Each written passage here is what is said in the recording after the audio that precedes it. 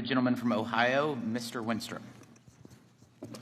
Thank you, Mr. Chairman. I want to thank you all for being here today. Appreciate your time. I'm glad we're having this hearing to examine really the unprecedented levels of fraud in the pandemic unemployment programs.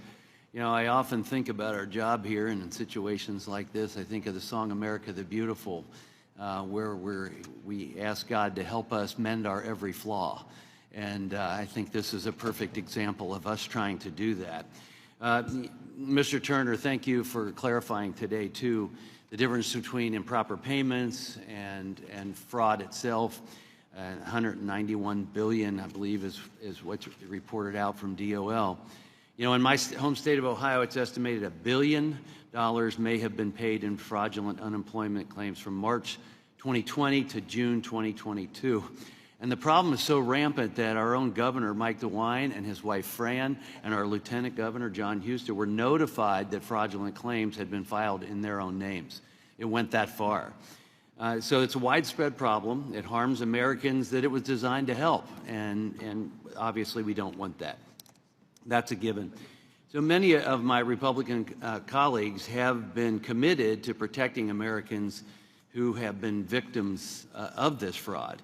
In fact, when this committee was in markup for the American Rescue Plan, I offered an amendment to require the IRS to implement a hold harmless process for those taxpayers whose 1099-Gs are flagged as unreported income if those taxpayers believe they are victims of identity theft or fraud, such that no penalties or interest would accrue against them.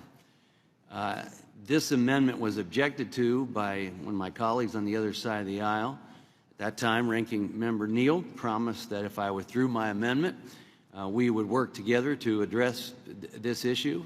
Unfortunately, it hadn't ever happened.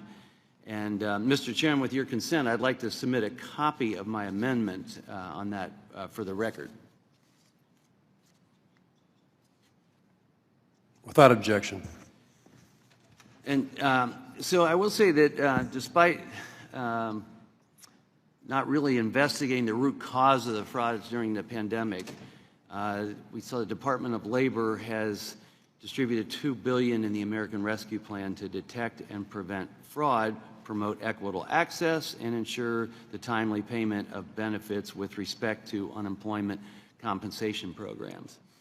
The Department of Labor has yet to provide a full accounting of how this funding has been used.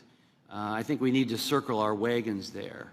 And the only available information that I've seen shows DOL has only used 18% of those funds for fraud identification and recovery. So, Mr. Turner, do you have any data currently on how many taxpayers had their identities stolen to claim IU benefits fraudulently? Is there any tracking the IRS does to aggregate information from the Form 1099-G about the amount of taxable unemployment benefits that were flagged by states or individuals as fraudulent?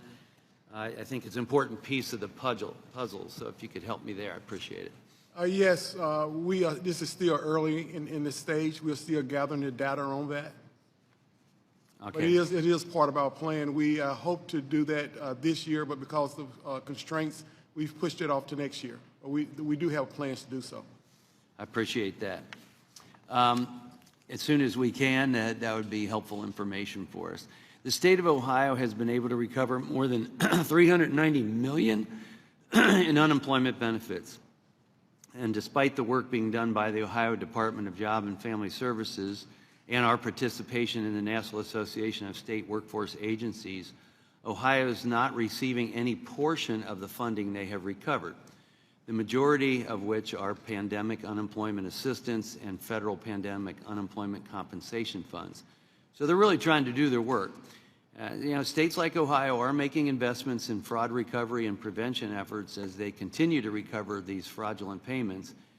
I think we should be working to incentivize their investments in these recovery efforts. Mr. Turner, what thoughts do you have on any policy recommendations that would incentivize states to pursue the fund recovery work? And you may have mentioned this earlier, and I apologize if I'm asking a question again. Not a problem. That is one of the recommendations that the Department of Labor have, and we concur with that recommendation. We think anything that will incentivize and help people be more interested in recovering those funds is a great move. What would you suggest that incentive look like? Well, 5% I think is what they're proposing. Okay. And we would agree with that. The only caveat that we would add on that is that it be returned back to the UI program, administration of it. Okay. Thank you. Mr. Chairman, with your consent, I'd like to submit a letter from Ohio Governor DeWine to the Secretary of Labor, Martin Walsh, for the record. With no objection. Thank you. I yield back.